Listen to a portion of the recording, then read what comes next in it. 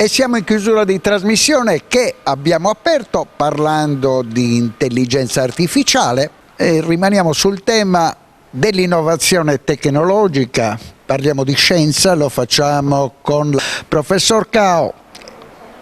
Professore, approfitto della sua presenza per parlare di un altro tema che lei segue molto da vicino come Presidente del Distretto Aerospaziale. È notizia degli ultimi giorni che a Tortolì, nell'aeroporto di Tortolì, si stanno conducendo nuovi esperimenti di Nuriana Technologies, che è socio del vostro distretto, e sta sperimentando sistemi elettronici per rilevare oggetti in volo.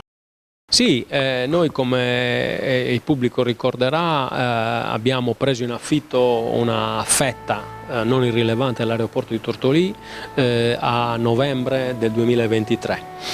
Quindi siamo poco più di un anno in pista con questa, diciamo così, disponibilità dell'infrastruttura che mettiamo a disposizione dei soci. Nel caso specifico l'azienda Nuriana Technologies aveva necessità di sperimentare questa tecnologia sviluppata in house e ha chiesto di poter utilizzare l'infrastruttura di Tortolì e questo credo sia, diciamo, un caso assolutamente positivo, no, di utilizzo dell'infrastruttura appunto aeroportuale da parte dei soci, che ovviamente infrastruttura, dico che ovviamente noi utilizziamo e altri soci utilizzano per valutazioni legate al mondo dei velivoli senza pilota sulla base e in forza di una progettualità finanziata dalla Regione Sardegna.